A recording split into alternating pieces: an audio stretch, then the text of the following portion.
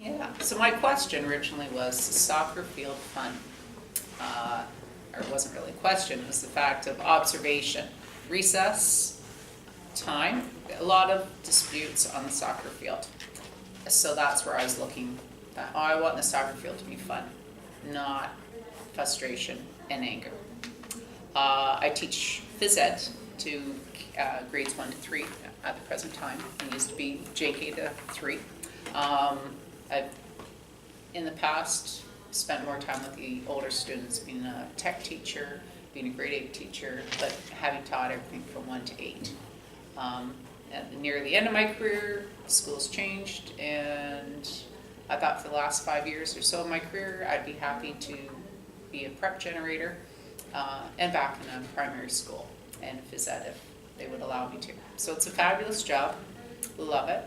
But as a phys ed teacher, I also saw that as part of my responsibility was recess and teaching the kids healthy physical activities that transfer to their own personal time, and that they could go out into the recess environment, play games, be active, and solve a lot of their own problems.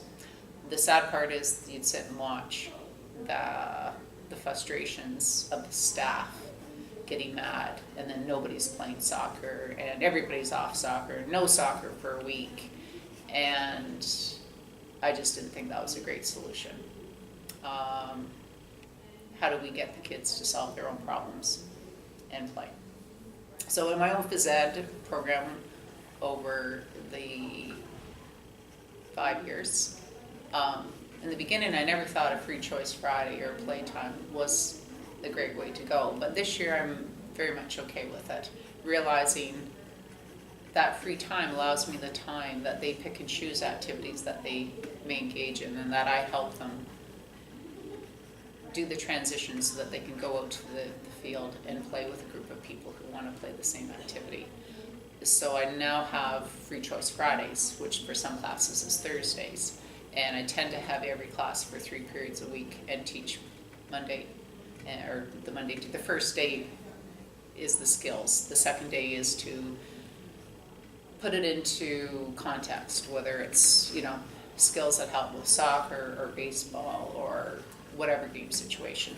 And then the third day, not always, but the third day is the students can have choice. And the nice thing is over time, they often choose a lot of the things I've taught them. And then they get to engage with other students who have the similar interests. And I am finding that it's making a difference on the playground. I don't see as much conflict. So, where did this start with Martin? I spent a lot of time researching or reading, just looking up a variety of things on the internet, best form. And I guess I was really kind of saying, was it aggression that I was seeing, or when did it get to be an unhealthy aggression that would get into the fights and the arguments and can't get along?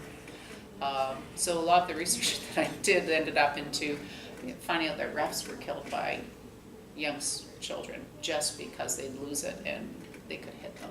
And it's sad to think that we have a ref who ends up dying because a teenager loses it over a call, and really got me thinking, at what point do we cross that line and get too aggressive? And not that affects the primary, but everything starts at a young age, and thinking, okay, how do I teach them to keep their calm and know their fence line? So got into a lot of looking at sports and reffing and history of what's happened, what parents' role is, what's teachers' role. So bottom line, I don't want to be keeping you forever. Out of all the research that I did, staying calm is huge. And so how do I change my teaching is I really, even when the kids are losing it, and I'd like to snap and say, "Are you kidding me?" Stay calm, stay positive. Even who's wrong, stay neutral. And whatever be the game, leave it on the field. So now when my students come to my classroom and to the gym, we're here to be safe, we're here to have fun. This is about being physically active. we should be fun. And then it's my job to teach you how to be physically active, so the rest of your life, you in your free time can choose what activity is going to be best for you, and that's how we work it. So I now don't let students leave if there's a problem. Not okay. We deal with it. It's a problem in the gym, it's left in the gym. A problem on the field, it's left on the field, because physical activity ultimately should be fun and safe, and everybody included. So more things that I find that I'm needing to instill with the kids: trust. You need to trust others, trust the coach, trust the officials, trust your teammates, trust the kids on the other team. Leave the coaching to the coach. You know, who's the teacher, who's not. Avoid dwelling on numbers. I'm at the primary end, so this is so much easier than the senior kids. But they know numbers don't mean much to me. And I just say, hey, I won't remember tomorrow what the score of the game was, or a week down the road. But what I will remember is, do I like playing soccer? Do I like playing baseball? Do I like being on the monkey bars? Do I like skipping? Do I like... It's more about how we get together along as friends. And what we've heard today is a lot about kindness, that it all comes about how we treat each other in kindness. So when I talk to the kids, you know, what are 2 things you did well today? And even that transpires over to what parents should be doing, and which we often don't. And I've even heard that conversation today about traveling to sports and 2 hours travel. So there's going to be a lot of talk about the game and just how important it is, what kind of talk. And that our talk and our voice level shouldn't change whether the kids win or lose. And the type of questions we ask them is more relevant. It wasn't so much about winning. You know, what did you do well? Which is just common sense, but we just forget about that. Having fun is huge. And always knowing what kids do. You know, did you do your best? Just common everyday things. So aggression, at the young level, it doesn't escalate. There's a few children it does, but not like the older kids.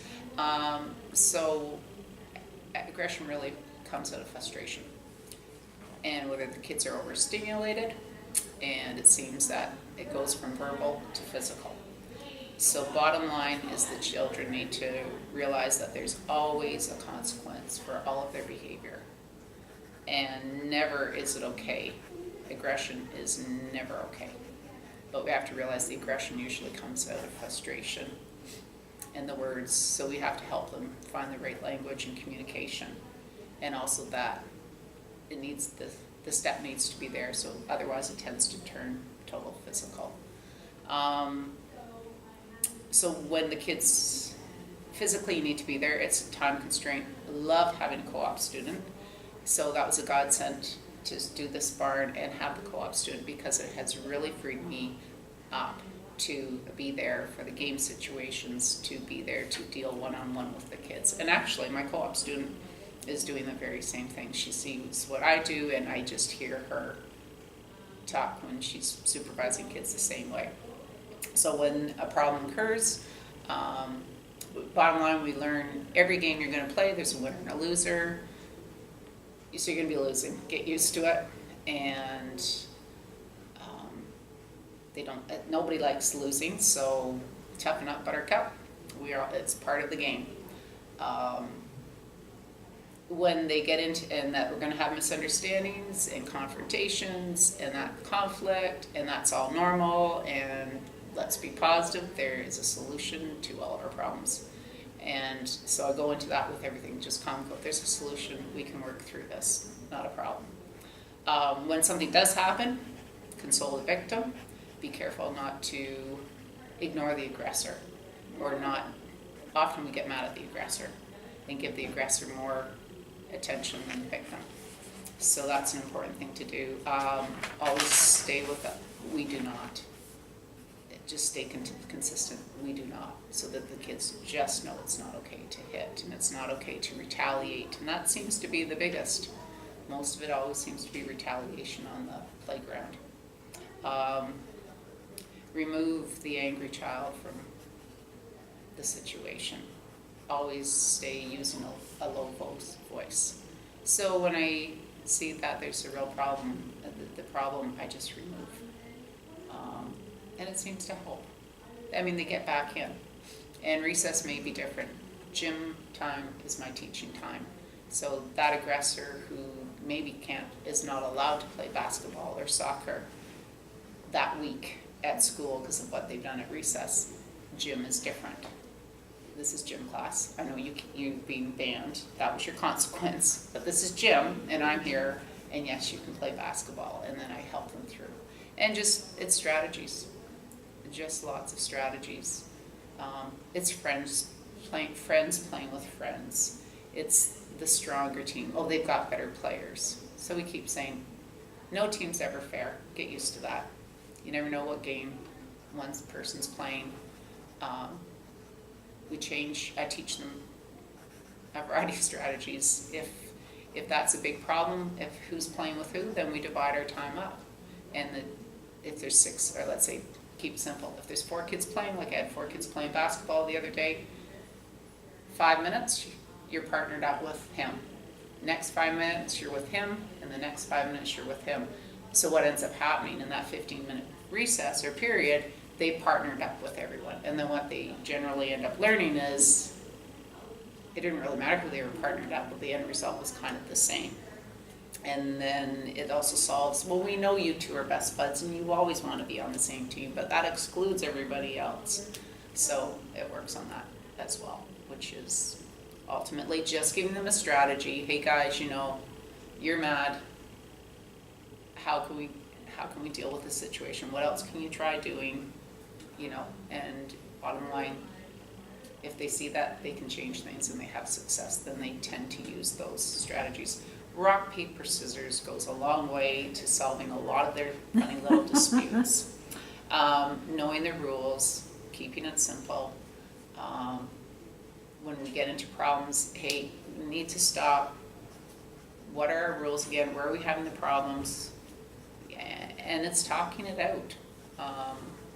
And I see them doing that and a little bit more. And sometimes, we've tried having a ref or somebody wants to be calling the shots.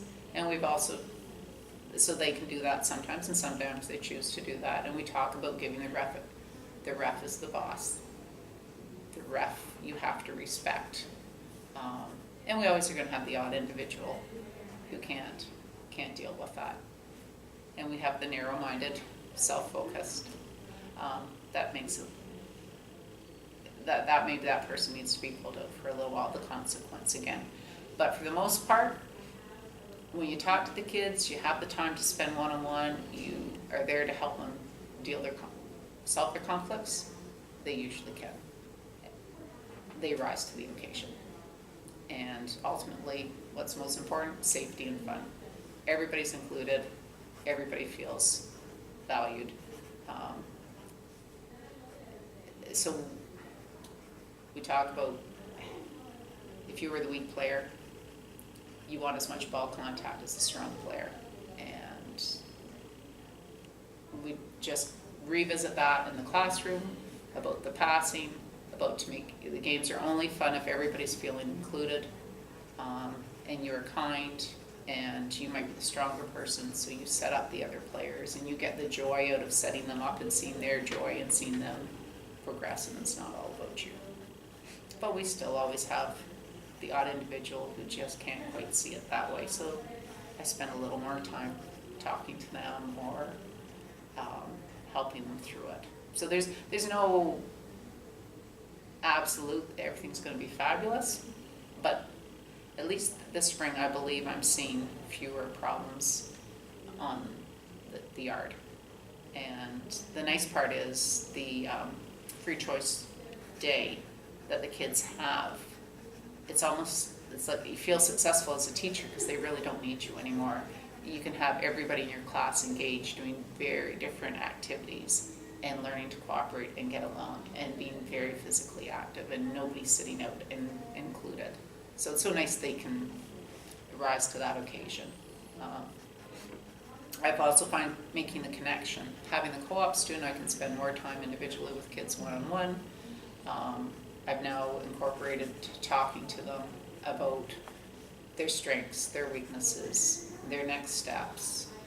Very interesting too, which I never realized in my career, and I'm amazed and I'm shocked, is that some of the kids think they're fabulous at everything and they have no room for improvement. And I can't believe I'm saying that I'm shocked by that, but I am. It blows me away.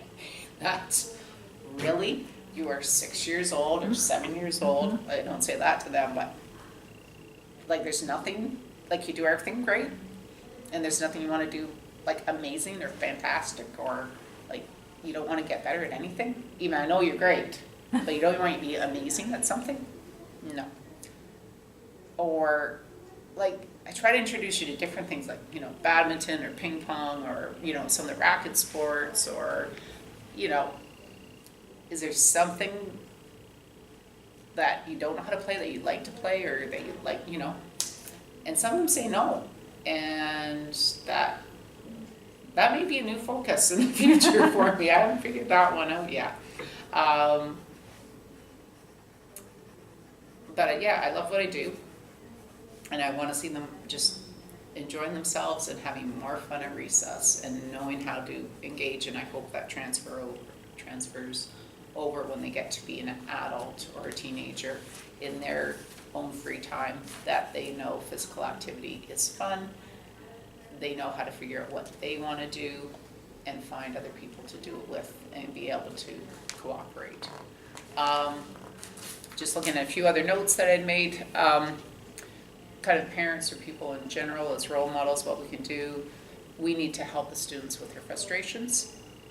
They need to learn the right words to communicate. Physical lashing out is the easiest and usually their first solution, but that's what we need to solve, so that isn't their way of solving everything. Being kind is huge. Fun, safety, including everybody. Those are things they always have to keep in mind. This takes one-on-one. Like we say, having connections with kids, it just sometimes takes a little bit more one-on-one. But if you give the kids that extra one-on-one, it has huge rewards. It just reaps. You reap a lot from that little extra time that you can spend. Changes in my class this year, and I don't think I've done that in the past, is you don't leave my class if there's a problem. And if I can't solve it before you leave, then I find time to visit you at recess, or, you know, we make a recess date to get the issue solved. And whether I have to meet with 2 or 3 students, but nobody's supposed to walk out unhappy. There's always a solution. There's always a solution to the problem. We all make mistakes. Just learn from our mistakes. Conflict's okay, and expect conflict, but that's always okay. Be consistent. Enforce the rules regularly. Like, just keep it simple and always consistent, and be easygoing about it. But I mean, I do lose it sometimes. I snap. But it's not like you're always even tone. Safety and fairness. Cheer personal successes. Everyone needs to feel good about their efforts. Still, it's all about the human contact, and that's always still the #1 goal. And students always rise to your expectations, if you kind of force them to. So yeah, I've really enjoyed this. It's helped in my classroom, and yeah, I think just to have lots of fun in our phys ed classes. So at my beginning of the career, I would have thought if you said Free Choice Friday, I would have thought that was a cop-out. That was an easy, don't want to teach, don't want to give a lesson. But I realized that's culminating activity. That's taking the skills that you've taught, that's taking the games that you've taught, that's seeing what they choose to take with them. And it's lovely to see that they go out and choose to play the games that you've taught them. Or in their free time, I also observe a lot, and I also pick up on what they might need. I'm going, oh, they gravitate to this, so my lessons I should maybe incorporate, more games that involve, the running or chasing or the tag, because it could be simple as that, is sometimes going, oh, this class needs more tag games, this class needs, and every class is different, and that's a lovely thing about being at a K-3 school where we have at least 3 grades of every grade level, and all 3 classes will be vastly different, and I don't do the same, basically teach the same, but it's so interesting how all 3 different classes will have a whole different flavor and a whole different direction and different interests.